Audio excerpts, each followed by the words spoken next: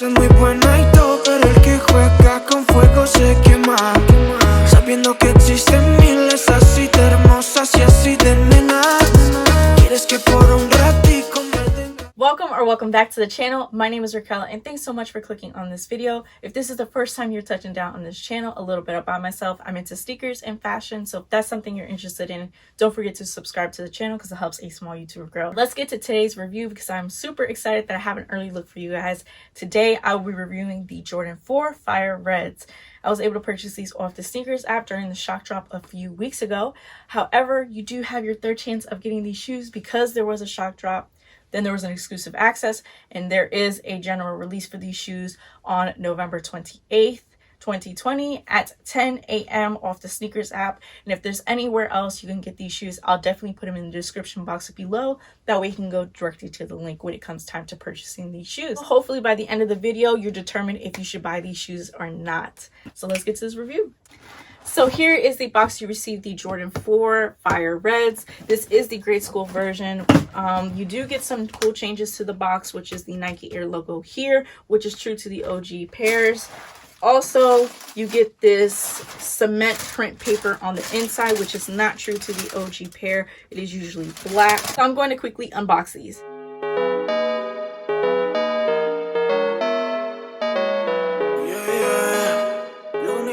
Now here are the Jordan 4 Fire Reds. This is a very iconic colorway. I saw the shoe in 1989. There have been different variations of the shoe in 2006 and 2012, but this year, 2020, is the first time this shoe has been retroed and return of the Nike Air here. This is the OG form of the shoe and probably the closest one that we have seen since 1989. Now, let's get to the detailing of the shoe because there is a lot to talk about, good and bad. First off, you have your white leather panels here. Keep in mind that it is different from what's on the side right here. It's super soft compared to what is down here in this area. This kind of has more of a rough feel and doesn't feel as premium as I expected. It's not the worst type, but it's also not the best type of quality. It's just super, it's kind of rough. I don't know, it's a little textured. It's not as soft as I thought it would be. Then you have your white plastic netting here, and of course on your side panels here, followed by your flat white laces. Does not come with extra laces. And then you also have your white tongue here, where it has the Air Jordan flight sign here. As well on the inside, Air Jordan written upside down. You can flip your tongue, it'll be right side up. However, we have not seen that style since the 90s. So if that's something you're interested in, cool. Now you have your red accents on the eyelets here and also here on the sole, as well as these inside the sock line. The red on the shoe is very vibrant with the exception of the eyelets here. I thought they would be just as vibrant as what is down here, but it's a little more muted. It's a little bit darker. Also, you have your black here on the sole as well as the side panel here, followed by your black tab here where it has Nike Air written in red.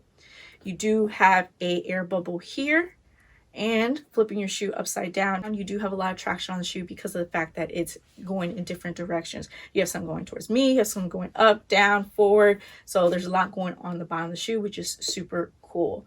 Now, you don't get that hang tag that comes with the men's extended size. It's all right. I would have taken it off anyways. I don't really keep the tags on my shoe. The quality of this shoe is not too bad. However, if you bring in both the shoes and you look at both the shoes, this is where things start getting crazy. First off, I think my shoes were made by two different factories and two different worlds because they do not match. Low-key, these shoes look kind of fake. I'm not going to lie.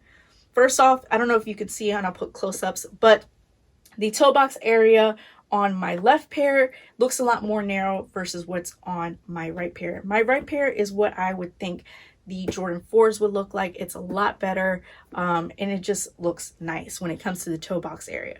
However, on the white plastic netting on my right pair, it looks a lot smaller than what is on my left pair. These are minor things that you probably wouldn't have noticed unless you're really looking at the shoe. However, when I'm purchasing shoes, I definitely look at what the quality of the shoe is and if I'm getting the best pair inside the store, because sometimes there is a lot of factory glue on more pairs than others. So that's certain things I would look out for, especially when it comes to the creation of this shoe. You may not feel like this is such a big deal. However, personally for me, if I'm paying over $140 for a pair of shoes, or over $200 for a pair of shoes, depending if you get the extended men's sizes, then this shoe better look right.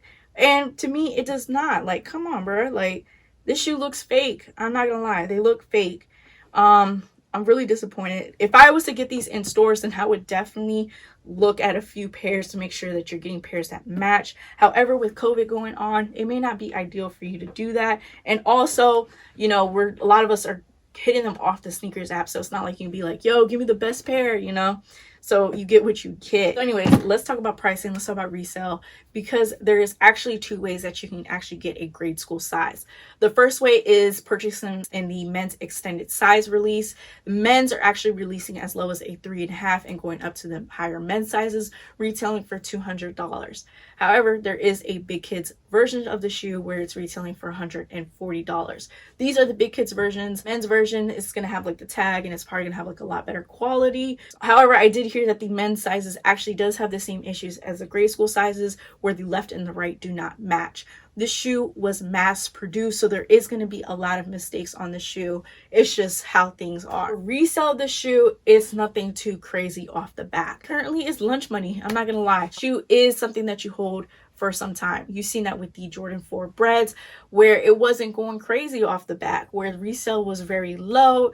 And then once the Last Dance released, that's when the prices skyrocketed up.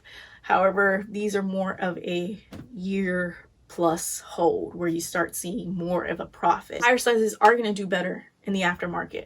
For instance, for the grade school sizes for resale, the shoe is only averaging sales to $153 to $193. So it's not too much of a profit. As well as the men's sizes, the most profitable sizes are definitely going to be the higher sizes, like a 12.5, for instance. That shoe is reselling for $251 to $275. So resale isn't doing too crazy right now. I feel like there are better investments if you're someone who is reselling, that you can find better shoes. Jordan 1s release all the time, where you can definitely get more profit for these shoes.